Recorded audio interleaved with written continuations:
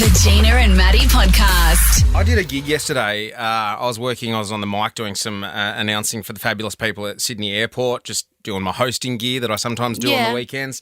And one of the demonstrations was, because this has to do with a band, one of the demonstrations there was, I had the Australian Federal Police and they had their canine unit, so the sniffer dogs, and what they do at the airports, and they go around. And so we're getting a crowd around and we're like, okay, audience participation, who wants to get involved? The AFP had these suitcases where one of the suitcases obviously had something dicey in it and all the others didn't, and it was about testing the dog to see if it knew which one and what it does. So what the dog's meant to do, when it finds the suitcase that might have some contraband in it, it sniffs them all and then it sits down, sits at that suitcase, turns around and looks at the handler. And that's how they know. The dog sits, that's where it is.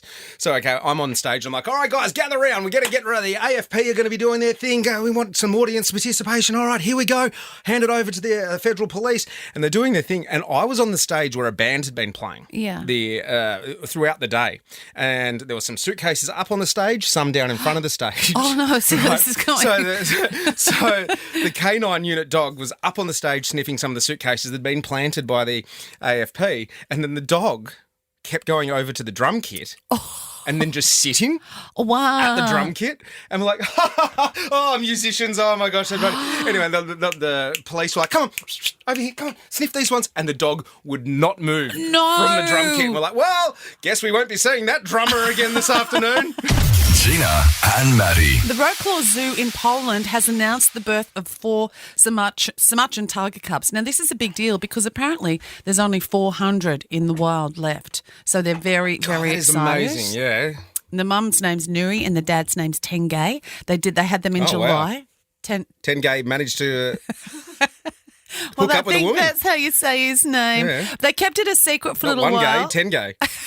2 gay? Just no gay. He's right into the women. So the babies were born in July, but they've only just announced it because they kept it a secret so the zoo didn't get too busy and they wouldn't endanger the little bubbers. Now, the mum, she's been a real tiger mum. The dad. Oh, sorry, were you holding for applause there? Is that what that was? Did you pour? Sorry, I wasn't sure. Are you? Okay.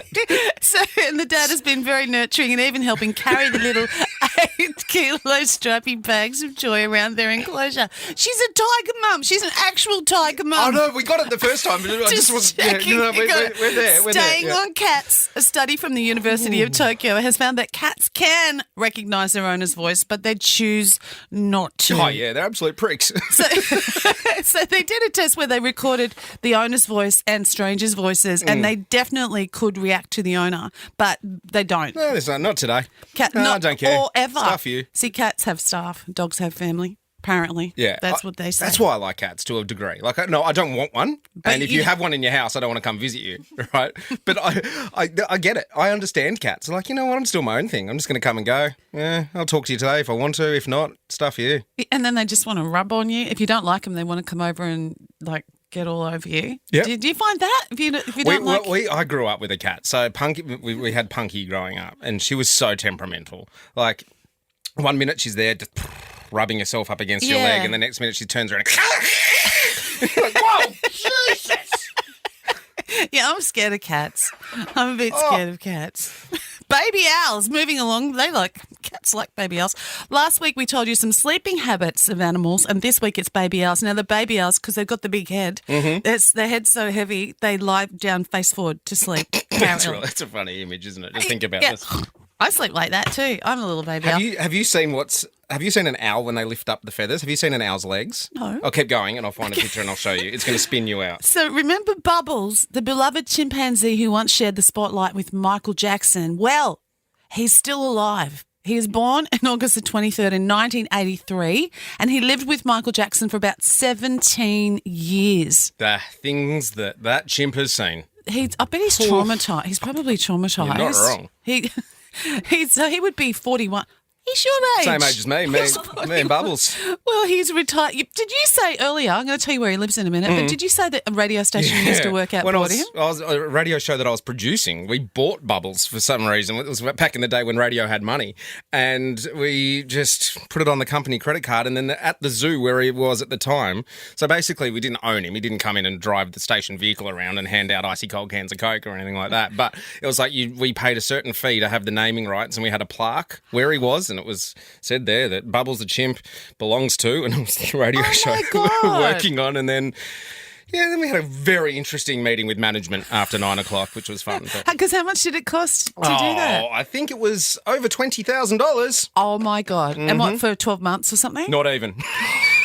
Oh, good choice. Anyway, well, so Bubbles is thriving? He's retired from the spotlight. In 2005, he actually retired. He moved to California where he joined a group of other chimpanzees from the entertainment world. They've all got stories to tell, haven't they? Oh, my God. They're just sitting around the table playing poker, smoking cigars, going, and then Macaulay Culkin came over.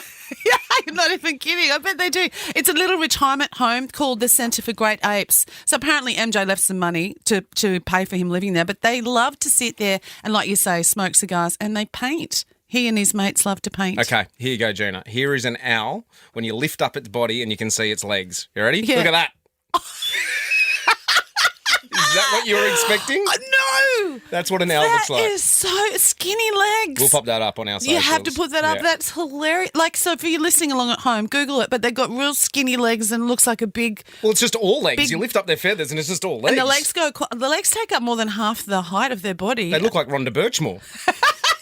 Gina and Matty. Over the weekend, there's been a lot going on. Like Donald Trump sat down with Joe Rogan and for 3 and a bit hours for his podcast. Oh, my God. Who would listen for that long? I guess the 3 big fans hours. might. Who would have thought? You know, someone told me 20 years ago the host of Fear Factor would sit down with the guy from The Apprentice to talk about, like, the biggest issues in America, which they didn't really. Oh, they did a bit. Then they spoke about aliens, which was hilarious as well. But anyway. And Trump didn't deny that there's aliens. He did, well, there could be some on Mars. I'm like, okay, all right. You're potentially going to be president of the United States. And then... They would Surely not. Well, yeah. I know. Who Have knows? you seen those Americans on the television? They love him. No, my it's Lord. Crazy. There was another presidential debate that was happening where there was a national anthem sung beforehand. Did you see this one? I didn't Oh, my see. gosh. I can't believe, I've already done my top 5 worst national anthems. Oh, no, there's a new one. Yeah, it was live. Clearly, whoever was like producing the TV show didn't tell the singer that they were live. And, well... He's streaming. And the rockets, red girl. I back to that. Can I go back, please? Listen. We're live. But I'm resting. And then I got too nervous. Gave proof. I effed it up. Can I start again? Someone else said... No, we're live. Oh. And the Rockets. I feel so bad for her, though, because she would be so That is amazing. nervous. All right, let's have a little bit of a look at what has made news on the back page this morning. Over the weekend, the Cox Plate was run and won. Another Chris Waller win with Via Sistina. He is just absolutely carving it up in the Cox Plate at the moment. International cricket. Not much international cricket for Australia at the moment, but these two stories are just as good as an Aussie win. England losing to Pakistan. Love to see the Ponds get done. They were 1-0 up in the series and lost 2-1. And India's proud streak of not losing a home test series since 2012 came to an abrupt end on Saturday in a humiliating 2-0 defeat to New Zealand. So the key, basically, home tests for India were since 2012 was winning India.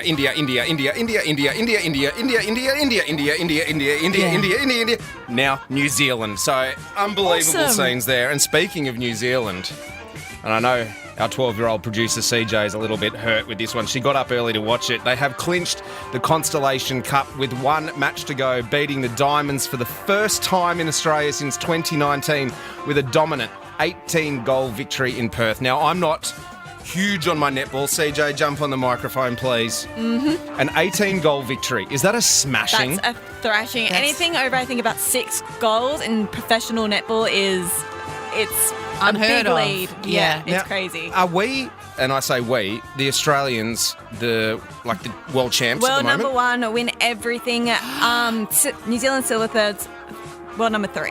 Wow. Okay. So what happened?